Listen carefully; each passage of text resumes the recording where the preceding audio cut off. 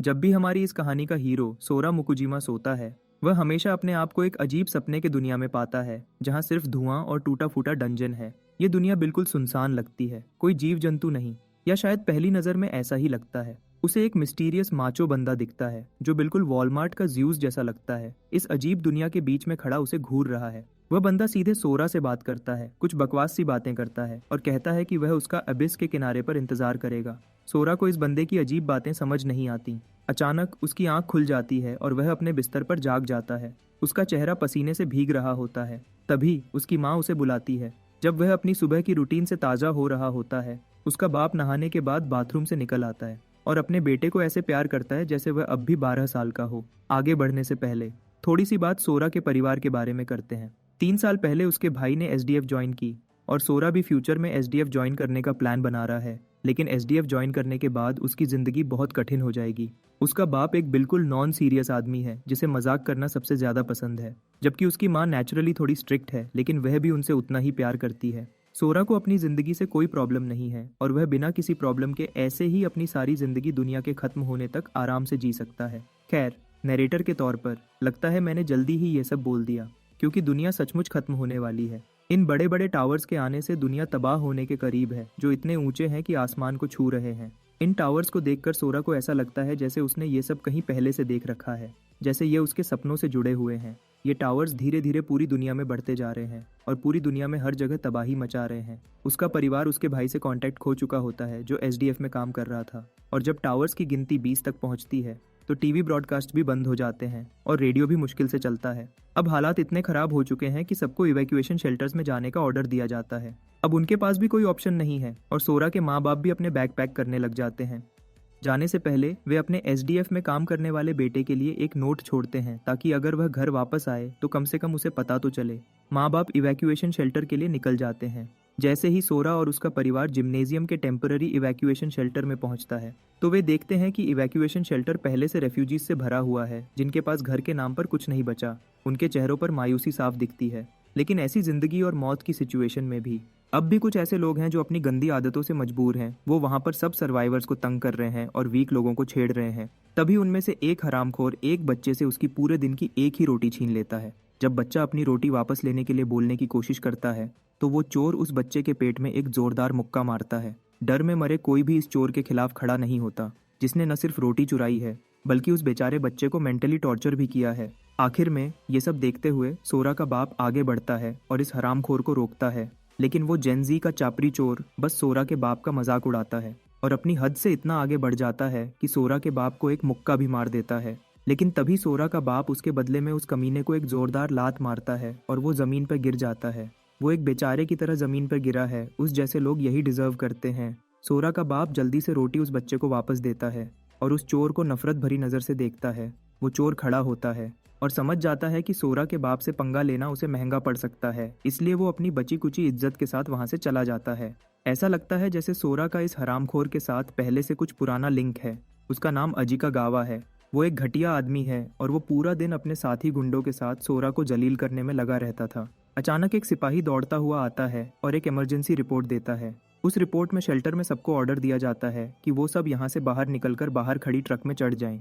इस ऑर्डर का रीजन किसी को नहीं पता, लेकिन सिपाही का कहना है कि सबके लिए बेहतर यही है कि वो इसे फॉलो करें। कुछ लोगों को लगता है कि दाल में कुछ काला है और वो लोग प्रोटेस्ट करने लग जाते हैं। वो सब लड़ने लग जाते हैं और उस ऑर्डर के खिलाफ एक्शन लेने लग जाते हैं। अचानक से कोई दरवाजे पर जोर जोर से नॉक करने लग जाता है। सोरा को दिल से पता है कि अब कोई बड़ी प्रॉब्लम होने वाली है, इसलिए वो अपने माँ बाप को धक्का देकर वहां से भगाने की कोशिश करता है। तभी वो सिपाही जो ऑर्डर लेकर आया था, उन सब की हेल्प करने के लिए पूरी पावर से दरवाजा रोकने की कोशिश करता है। लेकिन उन मॉन्स्टर्स के सामने वो अकेला बंदा इतना पावरफुल नहीं है।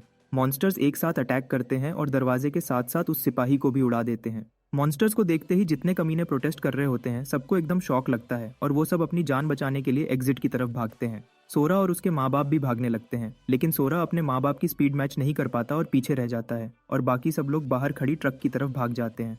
थोड़ी ही देर में सब लोग ट्रक में चढ़ जाते हैं और सारे ट्रक भर जाते हैं। जो लोग पीछे रह जाते हैं उनके लिए ट्रक में कोई जगह नहीं बचती और सोरा भी उन अनलकी लोगों में से एक बन जाता है जो ट्रक में आगे नहीं जा सके और पीछे रह जाते हैं।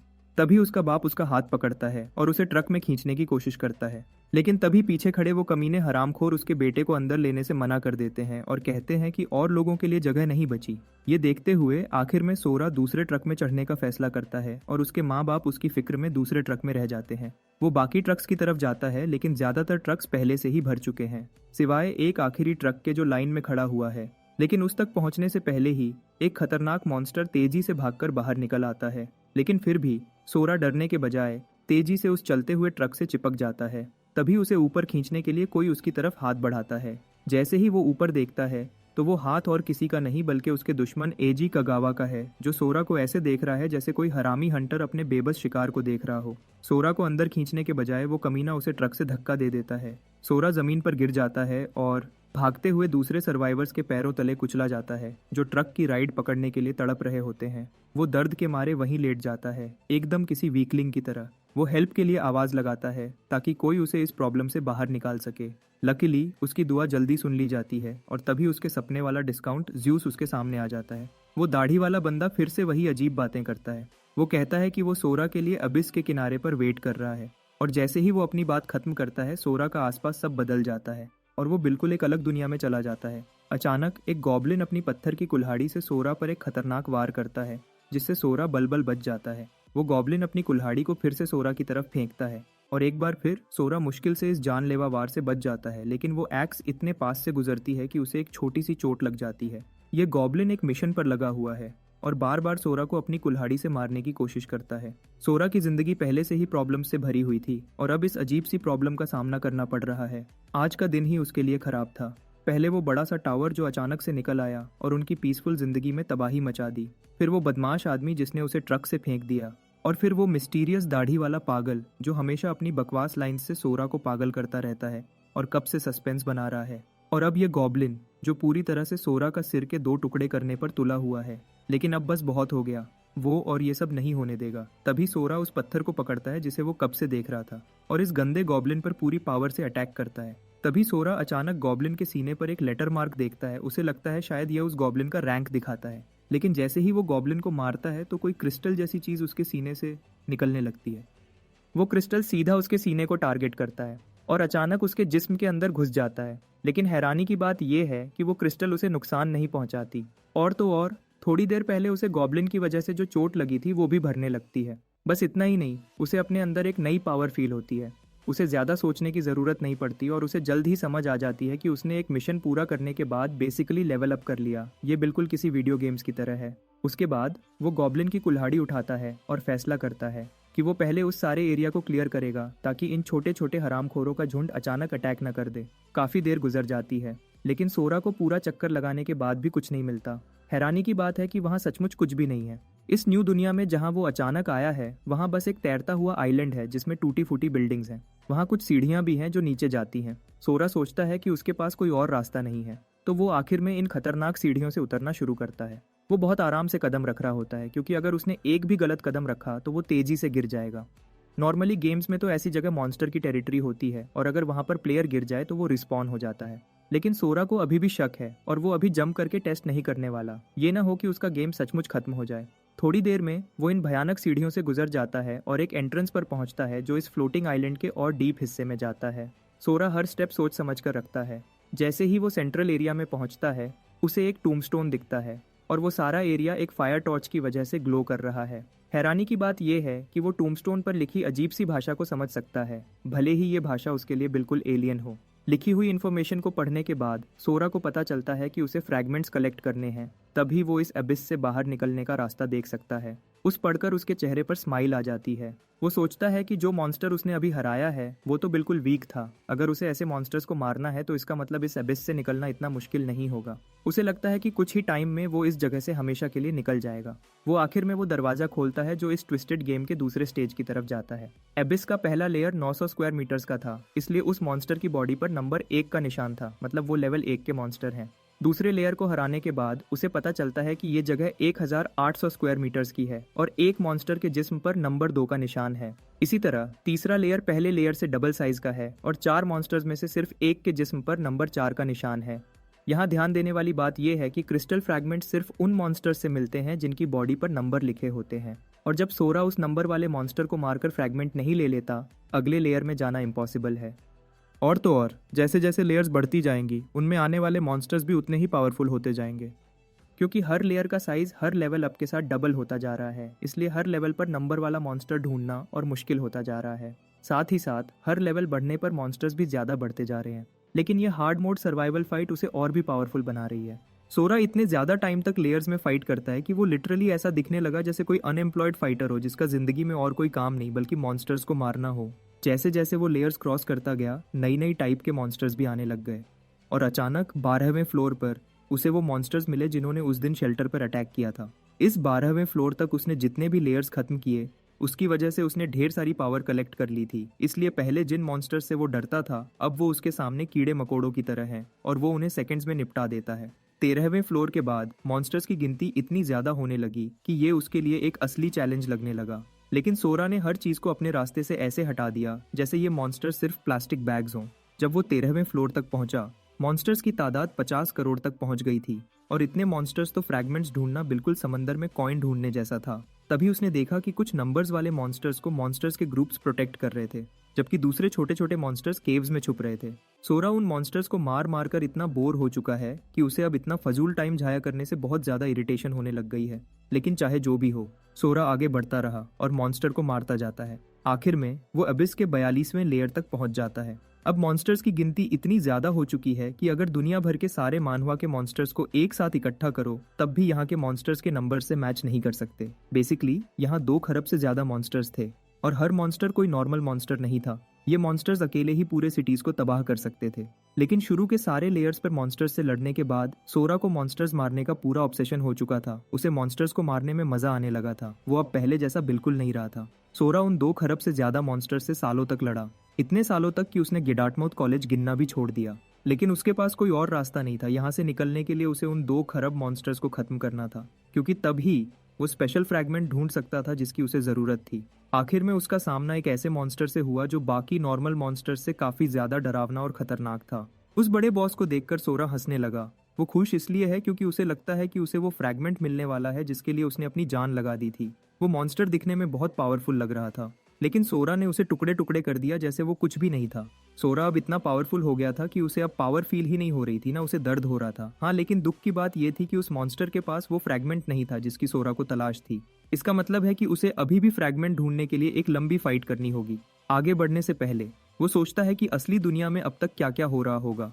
21वीं सदी में अचानक 20 टावर्स पूरी दुनिया में निकल आए। ये सब इतना जल्दी हुआ कि पूरी दुनिया के इंसान ये समझ भी नहीं पाए कि ये क्या हो रहा है। उन बिल्डिंग से मॉन्स्टर्स बाहर निकले और सबको खत्म करने लग गए। ज्यादातर लोग उन मॉन्स्टर्स के हाथों जल्द ही मार दिए गए। इस दिन को तब से जजमेंट डे कहा जाता है। जो लोग उन मॉन्स्टर्स से बच गए वो एक तरह से अवेकन हुए और उन्हें एक मिस्टीरियस सिस्टम तक एक्सेस मिल गया। जो लोग अवेकन हुए उन्हें जबरदस्त स्पेशल पावर्स मिल गए। ये पावर्स इंसानों की रेस को मॉन्स्टर्स से बचाने के लिए एक आखिरी रास्ता थी। इसलिए उन अवेकन हीरोज ने हंटर गिल्ड्स नाम से काफी सारे ग्रुप्स बनाए। दूसरी तरफ सोरा अब भी उस फ्रैगमेंट को ढूंढने में लगा हुआ है। वो लाखों मॉन्स्टर्स को मारने के बाद अब इस लेयर के आखिरी मॉन्स्टर का पीछा कर रहा है। अचानक मोनोचेन्स उस मॉन्स्टर को घेरने लगते हैं और वो आसमान में चढ़ने लगता है जैसे इस जगह से भागना चाहता हो। तभी एक अनजान आवाज सोरा को चेतावनी देती है कि वो इस मॉन्स्टर को भागने मत दे, क्योंकि बाहर की दुनिया से किसी ने एडवांस ट्रांसफर स्क्रोल का यूज करके एक मॉन्स्टर को बुलाया है और सिस्टम ने इस मॉन्स्टर को चूज किया है। इस वार्निंग से उसे फील होता है कि शायद ये उसका इस बकवास जगह से निकलने का एक ही चांस है। तो इससे पहले कि मॉन्स्टर भाग सके, वो सीधा उसका पीछा करने के लिए उस मैजिक पोर्टल में कूद जाता है। अचानक उसके आसपास ढेर सारी स्टेटस विंडोज आ जाती है और हर एक विंडो वार्निंग फ्लैश कर रही है कि इस अबिस का पैसेज 2 से ज्यादा जीवों को ट्रांसफर नहीं कर सकती। लेकिन सोरा इस जगह से निकलने के लिए पूरी तरह से रेडी है और वो जाकर ही दम लेगा। अब कुछ भी उसे रोक नहीं सकता। इसी दौरान अर्थ पर एस सिटी के बाहर एक लड़की मुसीबत में है और अपनी जान बचाने के लिए भाग रही है और कोई उसका पीछा कर रहा है। उसका नाम युसुनो जाकी है। वो एक लेवल 19 की अवेकेंड हंटर है। उसके कपड़ों से लगता है वो मेज क्लास की है। जब वो जंगल के कच्चे एरिया से भाग रही होती है, तभी उसका पैर कुछ झाड़ियों में अटक जाता है और वो गिर जाती है। ऐसा लगता है अब उसकी पूरी तरह से बैंड बजने वाली है। जो गुंडे उसका पीछा कर रहे थे, आखिर वो उसे पकड़ लेते हैं। वो डिमांड करते हैं कि वो एडवांस ट्रांसफर स्क्रोल उन्हें दे दे, क्योंकि एक लेवल 19 रूकी के पास लेवल 60 स्क्रोल का कोई काम नहीं और उसकी वीक बॉडी उसका इफेक्ट सह भी नहीं सकती। वो उसे चेतावनी देते हैं कि वो स्क्रोल उन्हें दे दे, नहीं तो उनका एक बदमाश बंदा उसे वहीं मार डालेगा। इस बड़े बदमाश का नाम चोजी शिदो है, जो एक लेवल 35 सोर्ड्समैन है, और उसके साथ वाली औरत का नाम ईका है और वो अभी लेवल 34 पर है। तभी ईका अपने दोस्तों को कहती है उन्हें उस लड़की को नहीं मारना चाहिए।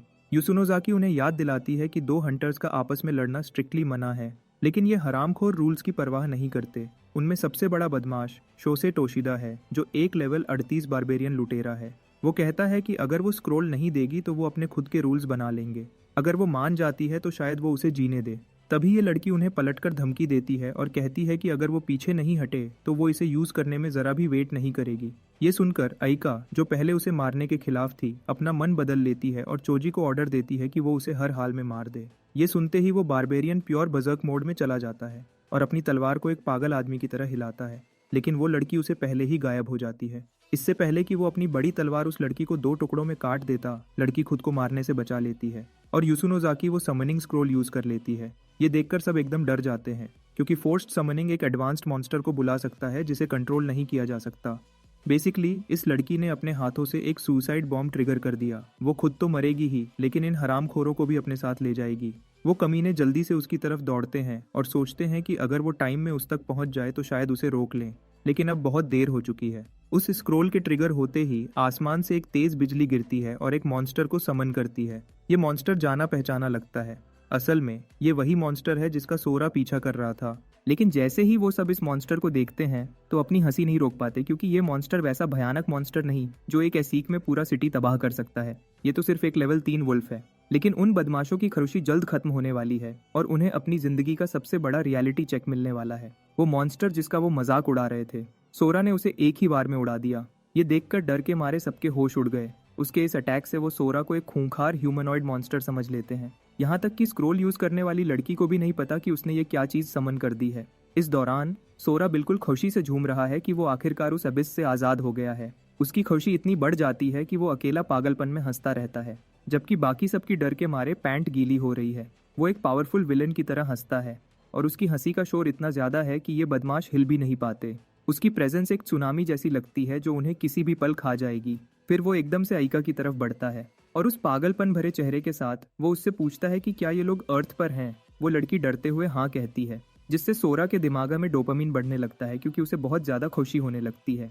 उन बदमाशों की पार्टी के 2 मसल हेड्स अब भी समझ नहीं पाते। वो सोरा को मारने के लिए आते हैं, लेकिन उन्हें नहीं पता कि वो अपनी ही मौत की तरफ दौड़ रहे हैं। असल में वो ये प्रूव करना चाहते हैं कि उनकी पार्टी कितनी पावरफुल है, लेकिन उनके वेपन्स उसकी मजबूत स्किन से टकराते ही टुकड़े टुकड़े हो जाते हैं। ये देखते ही वो बदमाश समझ जाते हैं कि उन्होंने बड़ी गलती कर दी है। उनके लिए ये बंदा एक सचमुच का मॉन्स्टर है। इसी दौरान सोरा को कुछ अजीब फील होता है, क्योंकि वो इतने सालों तक मॉन्स्टर से लड़ता रहा है, तो उसे अब हर तरफ मॉन्स्टर ही दिखाई देते हैं। उसको वो बदमाश मसल हेड एक ऑर्क के रूप में दिखता है और जैसे वो बाकी मॉन्स्टर से पूछता है, वो उस मॉन्स्टर से पूछता है कि क्या वो भी नंबर वाला मॉन्स्टर है जिसमें वो फ्रैगमेंट है जो उसे चाहिए। ये सुनकर उस बदमाश को कुछ समझ नहीं आता कि ये पागल क्या बात कर रहा है। अचानक सोरा अपने इस पागलपन से बाहर आता है और वो उस बंदे को छोड़ देता है। वो हंटर इतना डर जाता है सोरा के ऑरा की वजह से, सचमुच डर के मारे पैंट गीली कर देता है। और अपनी पार्टी के सामने एक बॉस का पैंट गीली करना काफी शर्म वाली बात है। सोरा उन मसल हेड्स को चांस देते हुए कहता है कि अगर उन्हें अपनी जान की परवाह है तो वो वहां से भाग जाएं। जैसा उसने सोचा था, सब बदमाश रोते हुए अपनी जान बचाने के लिए अलग अलग दिशाओं में भाग जाते हैं। सिर्फ एक इंसान पीछे रह जाता है, ये वही लड़की जिसने इस बीस्ट को समन किया था। वो उसके डरावने स्कार्स को देखती है और सोचती है कि ये बंदा असल में है कौन। एक पल के लिए वो सोचती है कि क्या ये एक डीमन है जो ट्रांसफर स्क्रोल के रास्ते से यहाँ आ गया है। फिर सोरा उसकी तरफ ध्यान देता है और पूछता है कि टावर्स के शो के बाद कितने साल गुजर गए।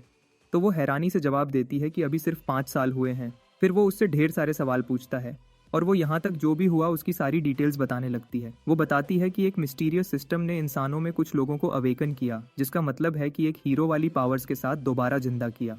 सोरा सोचता है कि बाहर की दुनिया 5 सालों में काफी कुछ बदल गई है। लड़की बताती है कि वो एक एबिस में फंसी हुई थी। कुछ टाइम पहले ही एस सिटी ने अभी अपना 7वां बड़ा डीमन अटैक झेला था और वो मुश्किल से वहां से भाग पाई थी।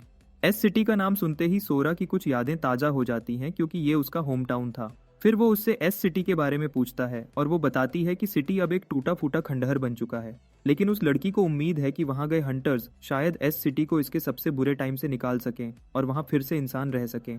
फिर वो उससे पूछता है कि इस जगह से एस सिटी तक जाने का रास्ता कहाँ है।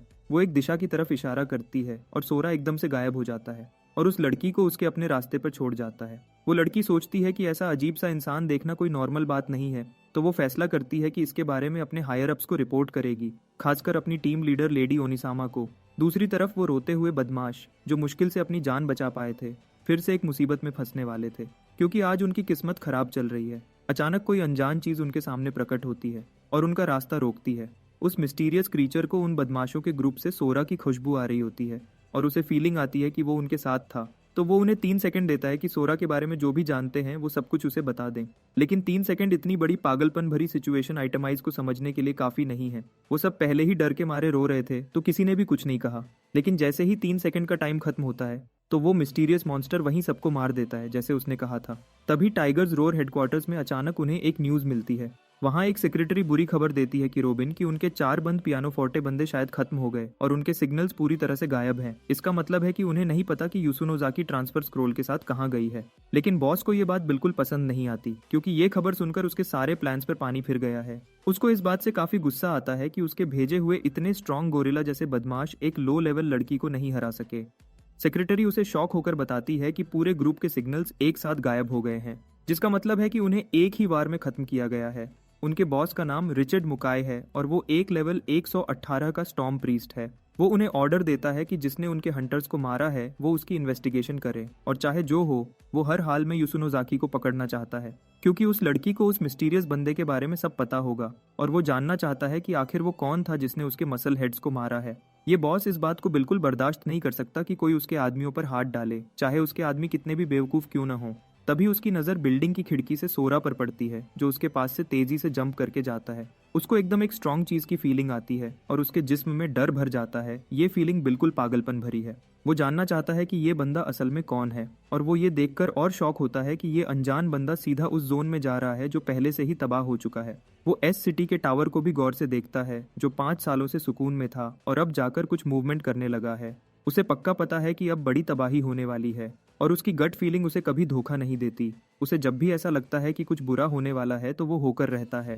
थोड़ी ही देर में सोरा एस सिटी के डिस्ट्रॉयड जोन की तरफ बढ़ता है। सोरा उस पिछले 5 सालों में जब वो एबिस में फंसा था तो ये जगह बिल्कुल जहन्नुम बन चुकी थी, लेकिन उन मुश्किल भरे 5 सालों ने उसे एक वीक बंदे से एक पावरफुल हंटर में बदल दिया है। उसको अब कुछ भी फील नहीं हो रहा, ऐसा लग रहा जैसे उसकी सेंसेस खत्म हो चुकी हैं और उसकी सारी फीलिंग्स बिल्कुल खत्म हो चुकी हैं। इतने टाइम मॉन्स्टर्स से लड़ने के बाद वो खुद एक जानवर बन चुका है। लेकिन एक चीज जो उसे थोड़ा सा इंसान बना के रखती थी वो थी उसकी फैमिली।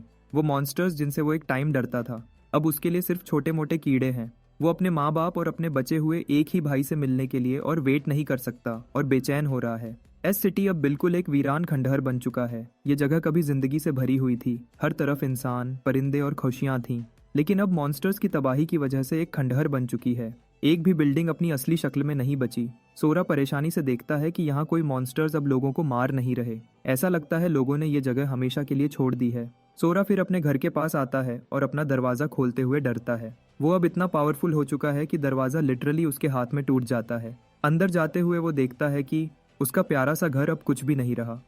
सोरा को पता था कि यह जगह खाली होगी, लेकिन फिर भी वो यहाँ आना चाहता था। आखिर ये वही जगह है जहाँ उसकी सारी बचपन की खुशियाँ हैं। अचानक उसकी नज़र टेबल पर पड़े एक नोट पर जाती है। उस नोट में एक मैसेज है जो सोरा के लिए है, और ये असल में उसके माँ बाप ने लिखा है, जिनको यकीन था कि उनका बेटा 5 साल गायब होने के बाद भी जिंदा है, और इस सारी तबाही के बाद भी वो उसके वापस आने का वेट कर रहे थे। वो कभी ये बात एक्सेप्ट नहीं कर सकते कि वो मर चुका है। ये सब देखकर सख्त दिल सोरा की आंखों में आंसू आ जाता है। वो ये देखकर और इमोशनल हो जाता है कि उसके माँ बाप ने उसके पसंदीदा कपड़े दोबारा अरेंज किए और उसके सारे पसंदीदा आइटम्स को वही रखा जैसे वो चाहता था। उन्होंने उसके लिए एक मैप भी छोड़ा जो उसी सेफ शेल्टर का था जहाँ वो गए थे। उसके माँ बाप की एक ही रिक्वेस्ट है कि वो ये नोट पढ़ने के बाद उन्हें ढूंढने आए, क्योंकि वो ये नहीं मानते कि वो मर चुका है। अपने टूटे हुए परिवार की तस्वीर पकड़ते हुए सोरा का पत्थर दिल पिघल जाता है और वो इमोशनल हो जाता है। वो एक ब्लेड उठाता है और खुद को एक अच्छा सा हेयर कट देने का सोचता है। वो खुद से ये सवाल करता है कि क्या वो अकेला ये अपोकलिप्स खत्म कर सकता है। वो ये सोचकर निराश हो जाता है कि क्या सब कुछ वापस नॉर्मल करने के लिए ये काफ़ी होगा। क्या अपोकलिप्स खत्म होने से सब ठीक हो जाएगा। वैसे सोरा इन बालों के साथ बिल्कुल सोलो लेवलिंग के संग जिन वू का कार्बन कॉपी लगता है। उसका अगला मिशन है शेल्टर 6 तक पहुंचना, क्योंकि सोरा अपने माँ बाप से दोबारा मिलना चाहता है, और उस मैप को देखकर उसे पता चलता है कि वो शेल्टर 6 में है। लेकिन बदकिस्मती से उसके आगे का रास्ता काफ़ी कंफ्यूजिंग है क्योंकि बिल्डिंग्स गिर चुके हैं। दूसरा रास्ता ढूंढने के बजाय सोरा सोचता है कि अपने रास्ते में हर चीज़ को तबाह कर देना ज़्यादा आसान होगा, और वो वही करता है। वो हर चीज़ को तबाह करते हुए आगे का रास्ता बनाता है। अपने रास्ते में आने वाले एक उड़ते हुए मॉन्स्टर को एक ही अटैक में ख़त्म कर देता है। इसके साथ ही वो एक जगह से दूसरी जगह पर जंप लगाता है और हर जगह तबाही फैला देता है। यहाँ तक कि पास के सर्वाइवर्स भी सोचते हैं कि ये क्या हो रहा है। तभी वो देखते हैं कि एक बंदा लाइट की स्पीड से यहाँ वहाँ जंप कर रहा होता है। इस सब में एक मज़ेदार चीज़ ये होती है कि उनमें से एक बंदा सोरा को 4K में रिकॉर्ड कर लेता है। उन्हें यकीन नहीं होता कि कोई असली इंसान इतनी तेज़ी से बिल्डिंग पर जंप कर सकता है।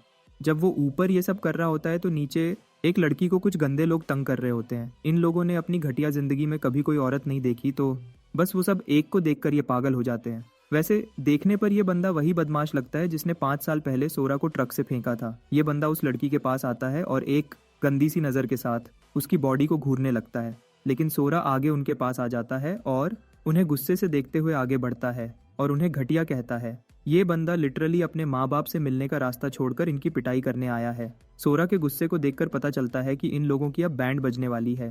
खैर, वो लोग जंपिंग, कर्स्ट और जूजित्सु की हर टेक्निक यूज करने की कोशिश करते हैं, लेकिन ये बंदा सुकूना की तरह है और बिना रुके हर किसी को थप्पड़ मार रहा है। उन सबको समझ नहीं आ रहा कि ये क्या हो रहा है। तभी सोरा एक और बंदे के अटैक से बच जाता है और उसके चेहरे पर अपना घुटना मार देता है। लेकिन सबसे ज़्यादा हैरानी की बात यह है कि सोरा के इस अटैक के बाद उस बंदे का सिर कैसे नहीं टूटा। ऐसा लगता है कि शायद सोरा अपनी 1% पावर ही यूज़ कर रहा है। खुद को हारता हुआ देखकर इन बदमाशों का लीडर आगे बढ़ता है और प्रूव करने की कोशिश करता है कि वो एक पावरफुल गिल्ड मास्टर है। लेकिन ये सब सोरा के आगे काम नहीं करने वाला, क्योंकि वो इस स्टोरी का मेन कैरेक्टर है। उसे नहीं पता कि वो मॉन्स्टर्स के सबसे पावरफुल हंटर से टक्कर ले रहा है। और सबसे मज़े की बात यह है कि सोरा उस कमीने कगावा से मिलता है और उस हरामखोर को याद दिलाता है कि उसने सोरा को मारने की बहुत कोशिश की है, लेकिन वो मौत से वापस आ चुका है। ये सब सुनते ही कगावा का चेहरा ऐसा हो जाता है जैसे उसने भूत देख लिया हो, क्योंकि वो एक डरपोक बदमाश है और अब वो बस रहम की भीख मांग सकता है। ये सुनकर सोरा हंसने लगता है और उस कमीने का गला पकड़ लेता है। सोरा कहता है कि उसे उस बंदे से बदला लेने के लिए एक जहन्नुम से गुजरना पड़ा है, क्योंकि वो उसकी वजह से ही वहां पहुंचा था। वो कहता है कि चाहे सारी दुनिया उसे माफ कर दे, लेकिन सोरा उसे कभी माफ नहीं करेगा। वो कगावा का गला दबाता है और उसे बताता है कि वो उसकी इज्जत और जिंदगी दोनों छीन लेगा। सोरा के पीछे उन हजारों मॉन्स्टर्स की आवाजें हैं जिन्हें उसने मारा था, और सब शैतान उसे सबसे पावरफुल हंटर होने की वजह से फॉलो करते हैं और उसे उस कगावा को मारने के लिए उकसाते हैं। कगावा के बारे में ये बात है कि इस बंदे को हर तरफ से सजा मिलनी चाहिए। उसने सोरा को सिर्फ एक बार नहीं बल्कि काफी बार धोखा दिया और तंग किया। उसकी वजह से सोरा को एक तकलीफ भरी जिंदगी जीनी पड़ी।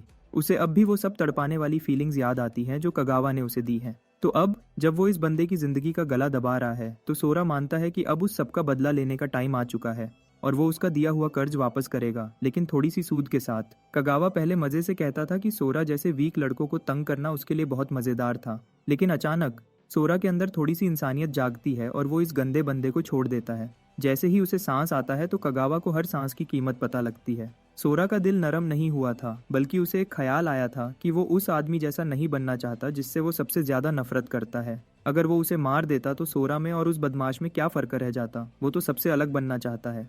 तभी उसे याद आता है कि कगावा ने उस लड़की के साथ क्या करने की कोशिश की थी। सोरा कहता है कि ये बदमाश अपोकलिप्स के इस परेशान टाइम में दूसरों को नुकसान पहुंचाता रहेगा, तो वो उस बदमाश कगावा को कहता है कि उसे नहीं मारेगा, लेकिन साथ ही उसे बिना किसी सजा के छोड़ देना भी बेवकूफ़ी होगी, नहीं तो वो नहीं सुधरेगा। सोरा को वो जहन्नुम जैसी स्कूल लाइफ भी याद आती है जो उसे एक ही आदमी की वजह से सहनी पड़ी। वो सोचता है कि कगावा ने हमेशा वीक लोगों को अपना शिकार बनाया और उसके लिए वो ये सब डिजर्व भी करता है, इसलिए उसे सजा देना गलत नहीं। अगर वो उसकी जान भी ले ले तो वो ये भी डिजर्व करता है। तो वो टिपिकल माफिया स्टाइल में उसे उसके 4 सिंपल अटैक्स सहने का एक चांस देता है, और अगर वो ऐसा करता है तो वो बिना किसी सजा के जा सकता है। लेकिन कगावा भी ये सोचता है कि ये एक बकवास आइडिया है, क्योंकि पहला मुक्का ही उसके दिमाग को उड़ा देगा। सोरा उसके कॉलर को पकड़ते हुए उसे पास करता है और हमें एक सुंदर शॉट देखने को मिलता है जब सोरा एक पावरफुल पंच मारने के लिए अपना हाथ पीछे खींचता है और अपनी पूरी पावर को कंट्रोल करके सोरा उसके चेहरे पर एक जोरदार हुक मार के उसे जमीन पर गिरा देता है। लेकिन ये सब खत्म नहीं हुआ, क्योंकि दूसरा ब्रूटल पंच जल्दी ही पहले पंच के बाद आता है। लेकिन सोरा का रिवेंज अभी खत्म नहीं हुआ और वो उसे तीसरा मुक्का मारता है। वो बेसिकली अपने इस छोटे से शिकार को डॉग वॉक करा रहा है। कुछ ही देर में सोरा एक गॉडफादर की तरह कगावा के बेचारी हालत के सामने खड़ा होता है। वो रहम के लिए आवाज लगाता है और कहता है कि वो बहुत दर्द सह चुका है। सोरा उसके चेहरे पर एक लात मार के उसका जवाब देता है वो उसे जमीन में घुसा देता है और उसका बुरा हाल कर देता है। इस लड़ाई का अंजाम कगावा के लिए बहुत बुरा होता है। न सिर्फ उसकी सारी हड्डियां टूट गई हैं, बल्कि उसकी आंखों की रोशनी भी पूरी तरह चली गई। फिर सोरा उसके चमचों की तरफ मुड़ता है और उन्हें ऑर्डर देता है कि वो कगावा को तुरंत मेडिकल हॉस्पिटल ले जाएं और कभी भी उसके सामने दोबारा ना आएं। ये बातें कहते हुए वो जंप करके वहां से चला जाता है। वो अपना ये छोटा सा साइड मिशन जल्द ही कंप्लीट कर लेता है। अब वो सीरियस होकर अपने मेन मिशन पर ध्यान देता है, जो है शेल्टर 6 को ढूंढना। तभी हम देखते हैं कि एस सिटी के बफर जोन में कुछ शोर सा हो रहा है। वहाँ एक सोल्जर्स के ग्रुप को अफसोस हो रहा है कि उन्हें वॉल ड्यूटी नहीं मिली, क्योंकि वो उस पोस्ट में है जहाँ उन्हें मॉन्स्टर से लड़ना होगा, और ये पोस्ट वॉल ड्यूटी से कहीं ज्यादा डरावना और खतरनाक है। उनका लीडर उन्हें याद दिलाता है कि वो होशियार रहें, क्योंकि पता नहीं कब एक मॉन्स्टर उनके सामने आ जाए। ये है उनका फर्स्ट लेफ्टिनेंट तांजी कागुरा। तभी उसका एक सबॉर्डिनेट प्राइवेट शोकी मत्सुरा कहता है कि बफर जोन में मॉन्स्टर्स मुश्किल से आते हैं, तो इसलिए उन्हें चिंता करने की जरूरत नहीं। लेकिन लगता है कि ये यूनिवर्स इस बंदे से नफरत करता है, क्योंकि जैसे ही वो बात पूरी करता है तभी एक मॉन्स्टर का बच्चा अचानक से उनके सामने प्रकट होता है और सोल्जर्स पर अटैक करता है। टांजी सजेस्ट करता है कि वो अपनी फॉर्मेशन बनाए रखें और ऑफेंसिव फायर के साथ पावरफुल अटैक करें। लेकिन उस मॉन्स्टर का शेल इतना मोटा है कि उनके किसी भी वेपन से उस पर कोई असर नहीं होता। ये मॉन्स्टर भी एक लेवल 45 का खतरनाक मॉन्स्टर है, तो यहाँ उनके पास ज्यादा ऑप्शंस नहीं है। उनके अगले ही वार के साथ वो उन पर अटैक करता है और वो मॉन्स्टर सबको मारने के लिए रेडी हो जाता है। डर के मारे लेफ्टिनेंट अपने सोल्जर्स को चिल्लाकर अलग अलग होने का कहता है ताकि अटैक से बचा जा सके।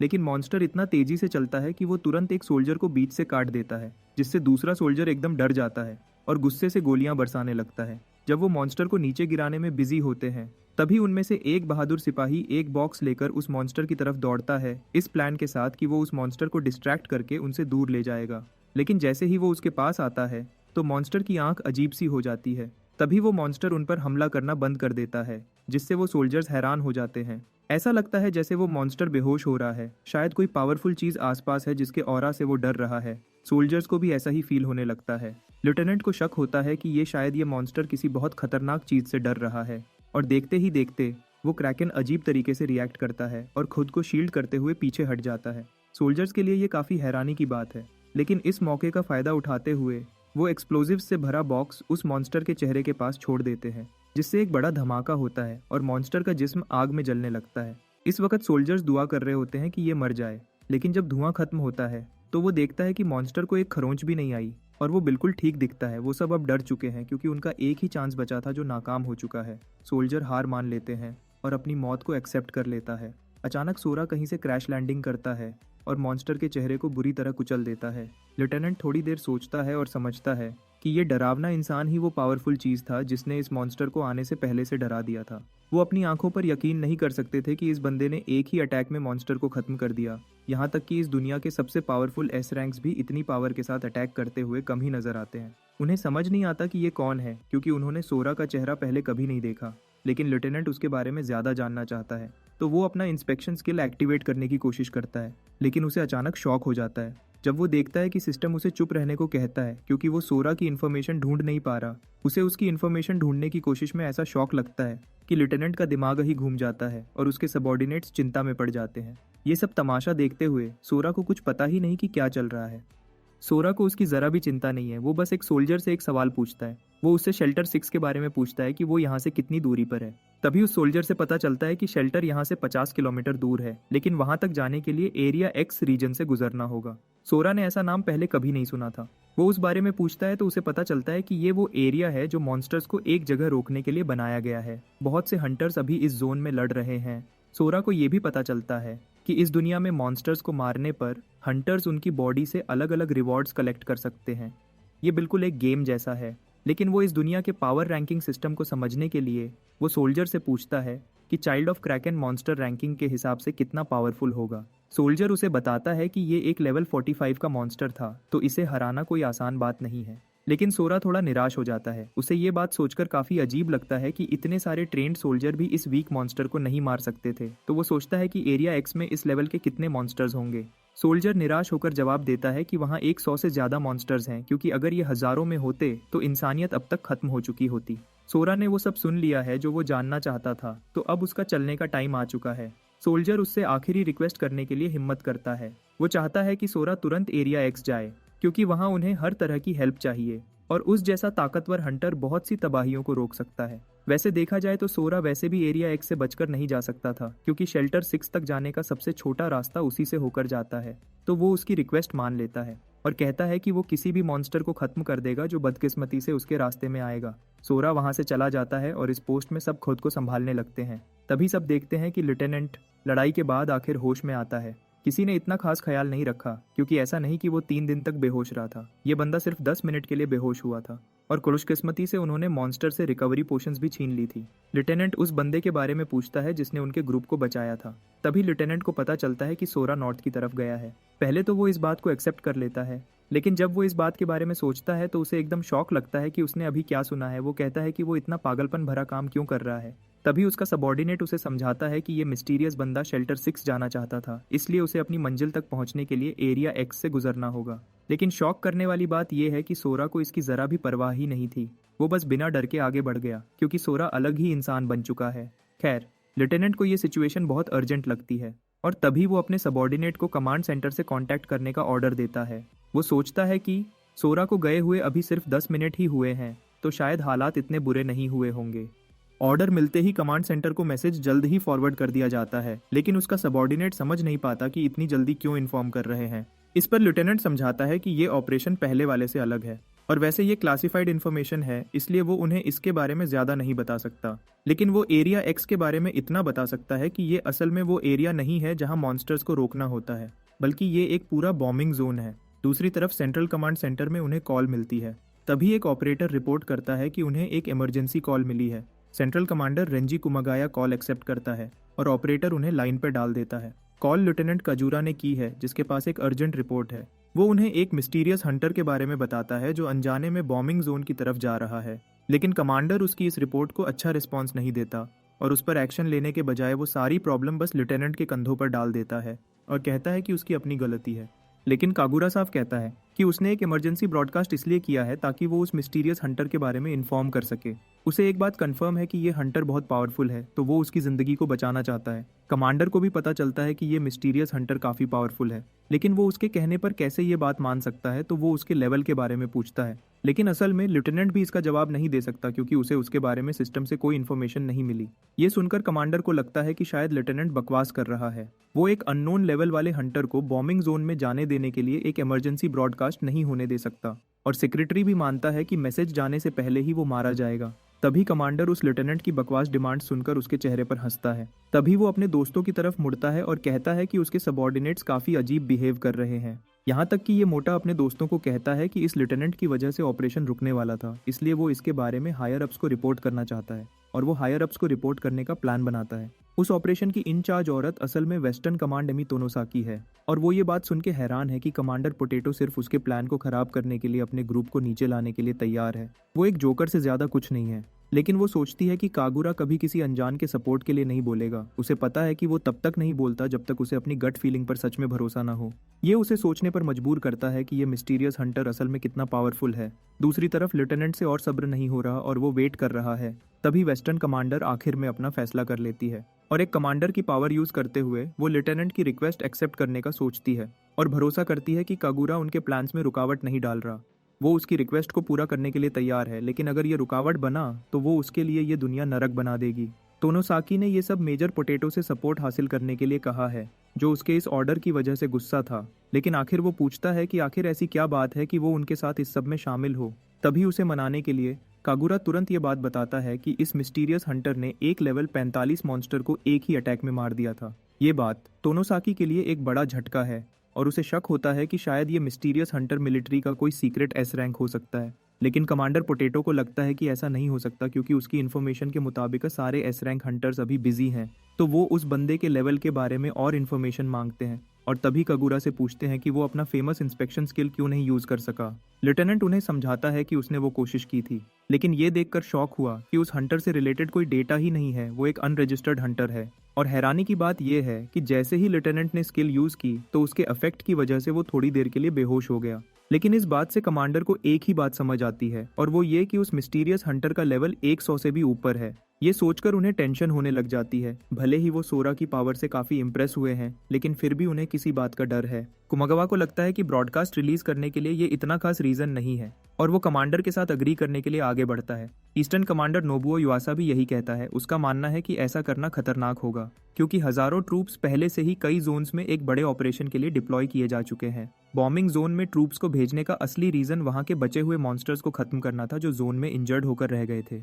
लेकिन अगर अब वो एक इमरजेंसी ब्रॉडकास्ट रिलीज करते हैं तो क्रीचर्स आवाज के सेंसिटिविटी से रिएक्ट करेंगे और एक ही जगह पर अटैक करना शुरू कर देंगे। इससे एक ही झटके में उस एरिया का खात्मा हो जाएगा और 10,000 से ज्यादा सोल्जर्स एक पल में अपनी जान खो देंगे।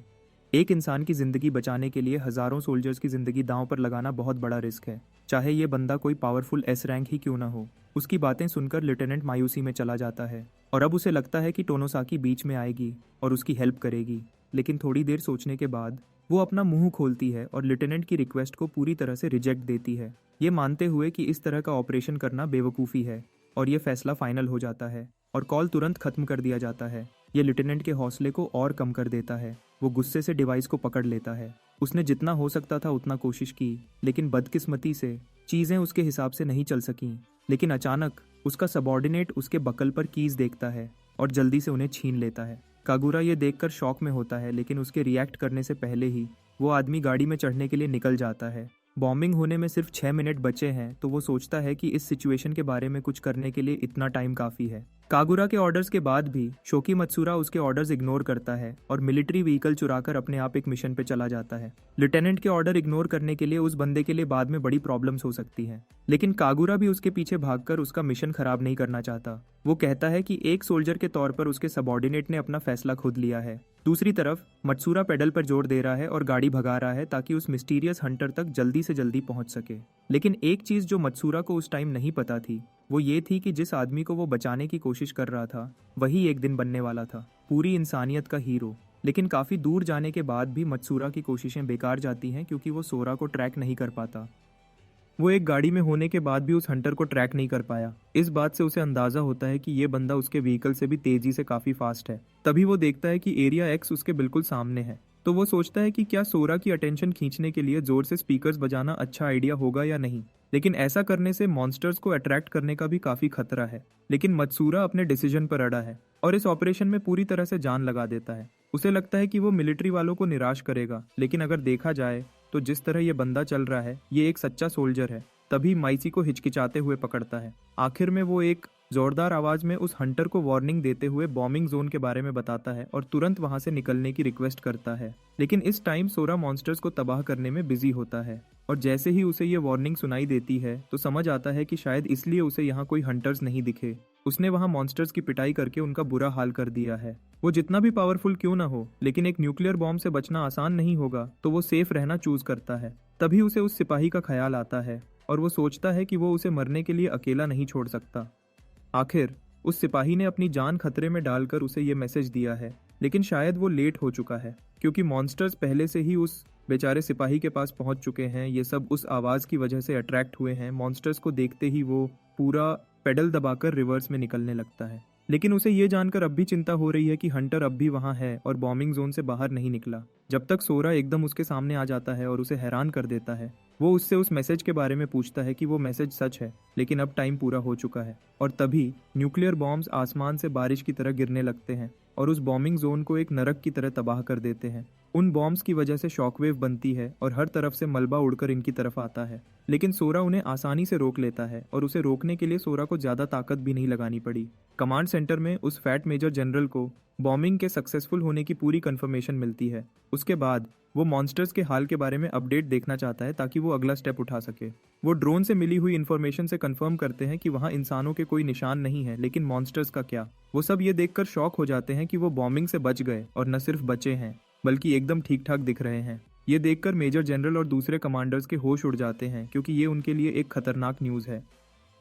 टोनोसाकी ड्रोन फीड से तुरंत अपडेट मांगती है। ऑपरेटर फुटेज उनके सामने खोलता है और वो हैरान हो जाते हैं ये देखकर कि उन मॉन्स्टर्स ने अपने आप को ब्लास्ट से बचाने के लिए असल में एक डिफेंसिव शील्ड बना लिया था। और भी हैरानी की बात यह है कि उन्हें एक्स रीजन में एक सिल्वर बालों वाला बंदा दिखता है जो बिल्कुल सोरा जैसा लगता है। तभी फुटेज खत्म हो जाता है क्योंकि मॉन्स्टर्स ने ड्रोन को तबाह कर दिया। यहाँ गॉडजिला जैसे मॉन्स्टर्स ने उनके कम्युनिकेशन को पूरी तरह से तबाह कर दिया है, जिसे देखकर तोनोसाकी पूछती है कि ये क्या हो गया।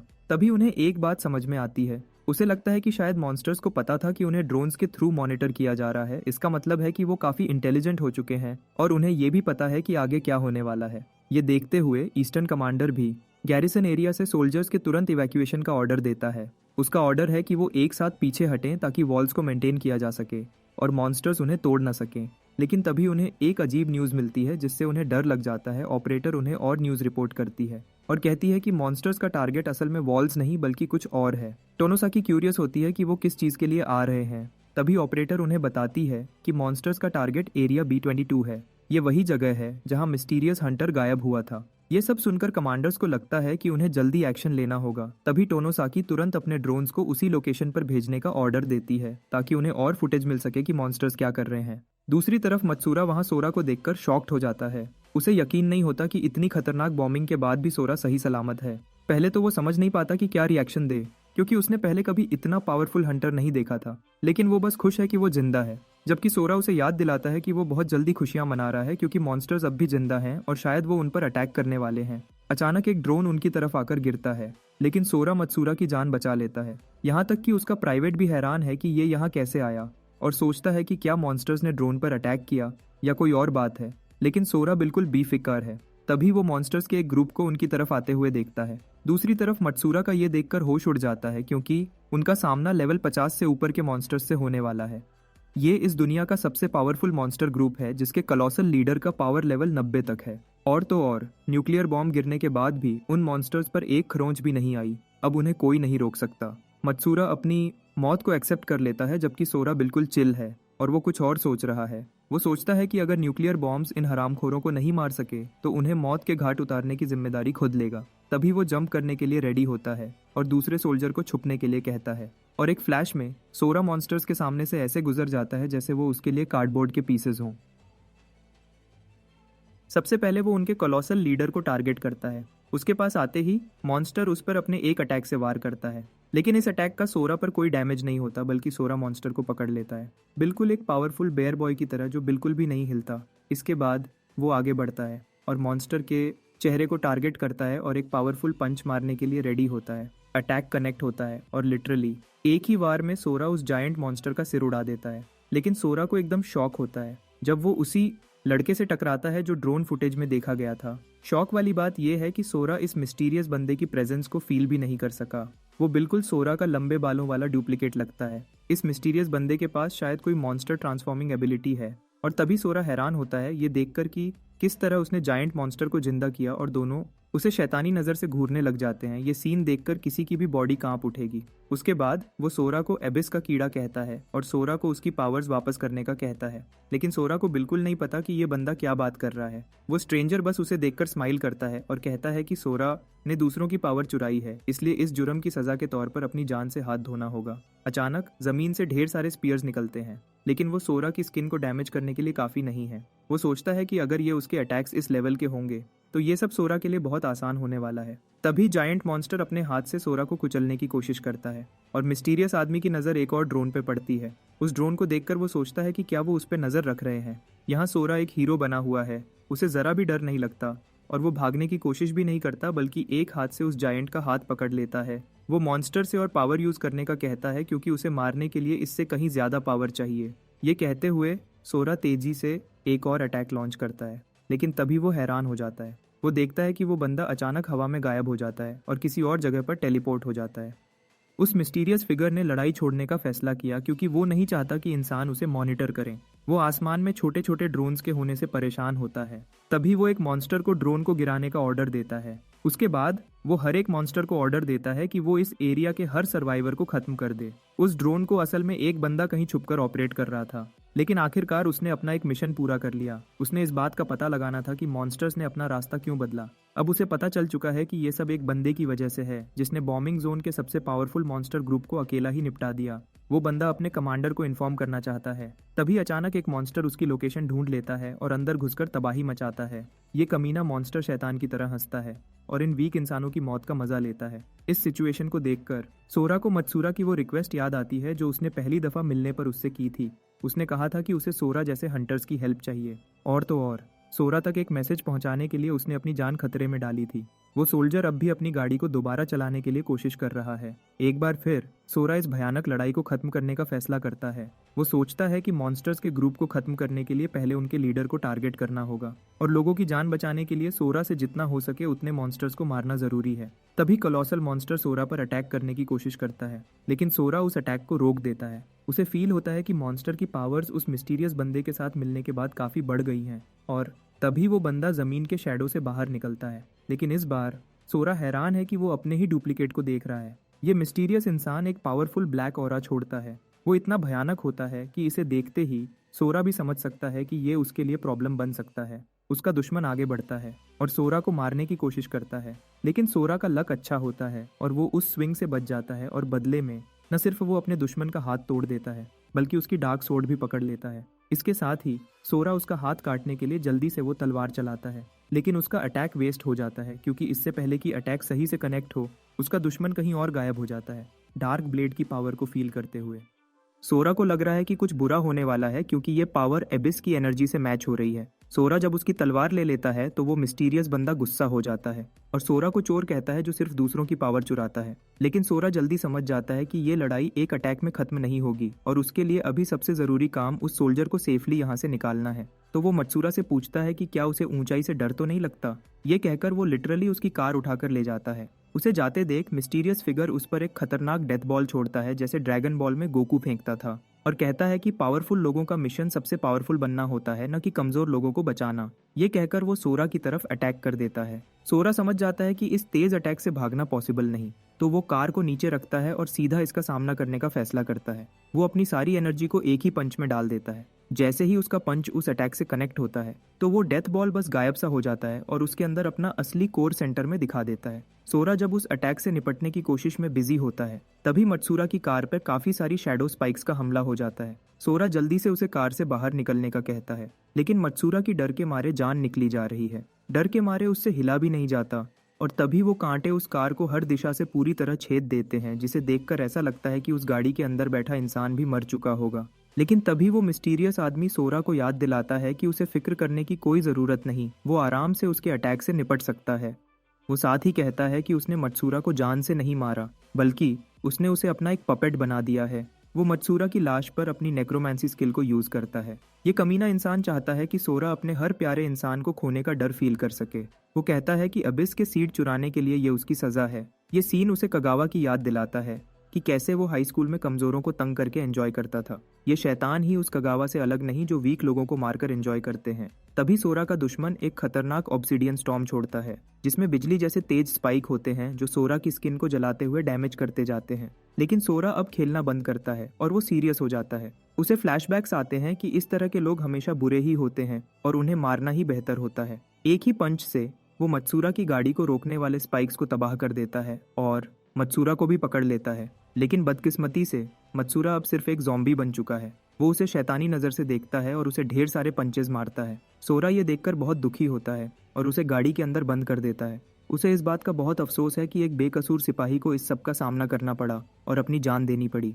आखिर में उसका ध्यान उस कमीने की तरफ जाता है जिसकी वजह से ये सब हुआ है। वो एक पावरफुल पंच लेकर आगे बढ़ता है, लेकिन पहले की तरह उसके ये सारे अटैक्स उसके दुश्मन की अजीब स्किल की वजह से कनेक्ट नहीं हो रहे और बेकार जा रहे हैं। मिस्टीरियस आदमी एक और डार्क सोर्ड को अंधेरे से बाहर खींचता है और सोरा को ताना मारता है कि वो अबिस की असली पावर को कभी फील नहीं कर सकता। लेकिन उसकी बकवास खत्म होने से पहले ही सोरा उसके चेहरे पर एक पंच मारता है और वो उड़ता हुआ दूर चला जाता है। वो अब भी सोचता है कि उनके पावर लेवल्स के बीच का गैप बहुत ज़्यादा है। अपने मास्टर को बचाने के लिए कॉलोसल मॉन्स्टर बीच में आ जाता है, लेकिन वो मिस्टीरियस आदमी ये सोचकर हैरान होता है कि सोरा ने उस पर अटैक कैसे कर लिया, और न सिर्फ अटैक किया बल्कि उसे ढेर सारा डैमेज भी पहुंचाया और वो उस पर और अटैक्स करने के लिए आ रहा है। सोरा के ये मॉन्स्टर जैसे मूवमेंट्स देखकर उसका दुश्मन समझ जाता है कि अबिस का इस कीड़े ने असल में अपनी असली पावर को अनलॉक कर लिया है। अचानक सोरा गायब हो जाता है और उसके ब्लाइंड स्पॉट से बाहर निकलता है और उस बंदे को खत्म करने के लिए एक पावरफुल अटैक लोड करता है। लेकिन खुशकिस्मती से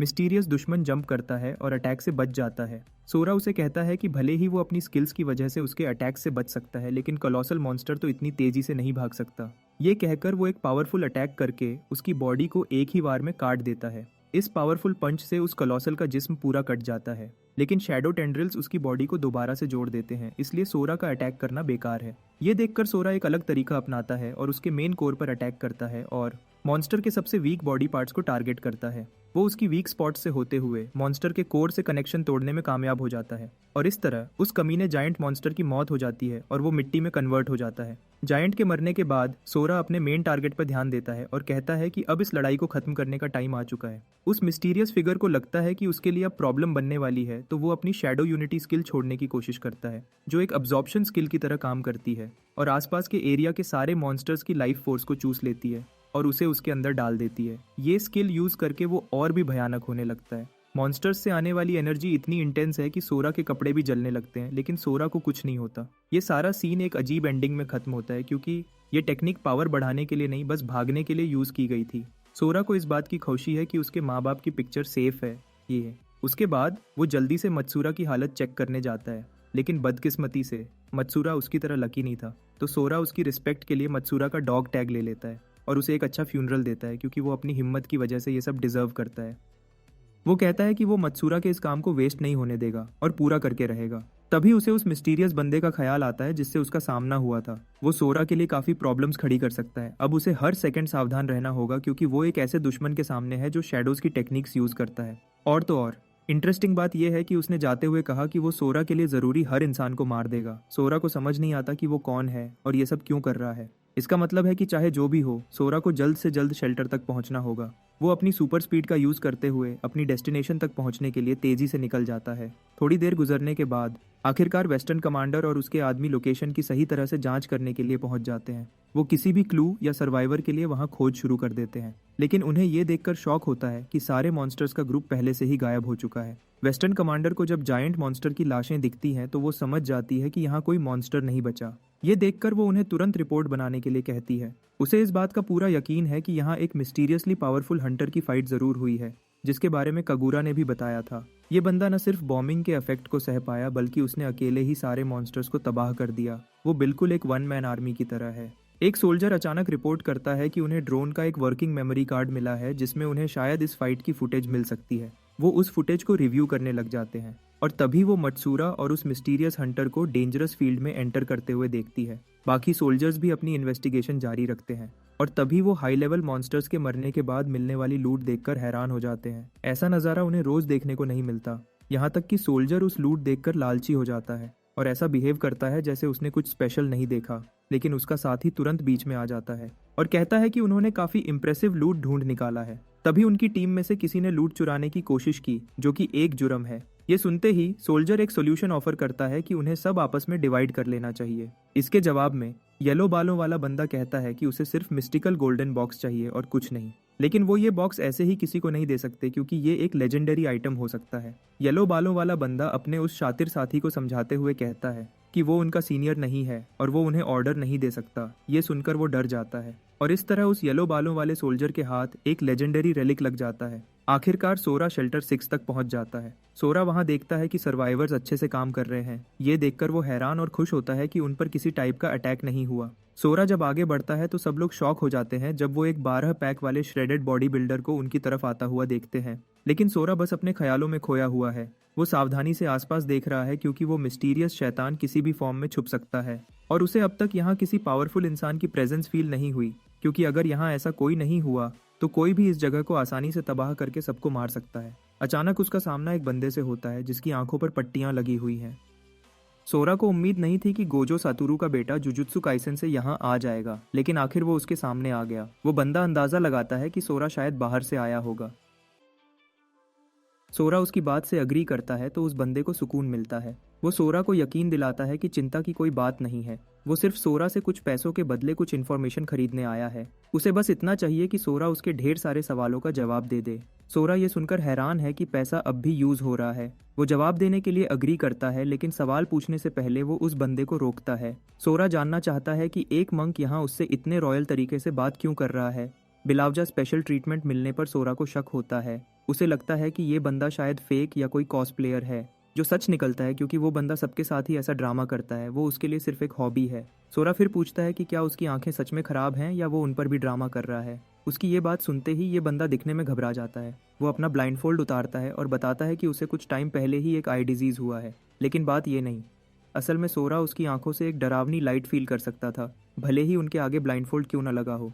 वो बिल्कुल गोजो साटोरू की तरह है। वो सोचता है कि इस अंधे बंदे के पास अपनी पावर छुपाने का एक रीज़न है, लेकिन उसे कंफर्म हो जाता है कि शेल्टर में सच में एक पावरफुल बंदा छुप रहा है। जो भी हो, वो उसके सवालों का जवाब देने के लिए खुशी से अग्री करता है। ये सुनते ही कॉस्प्लेइंग मंक बाहर की दुनिया के इवेंट्स के बारे में पूछता है।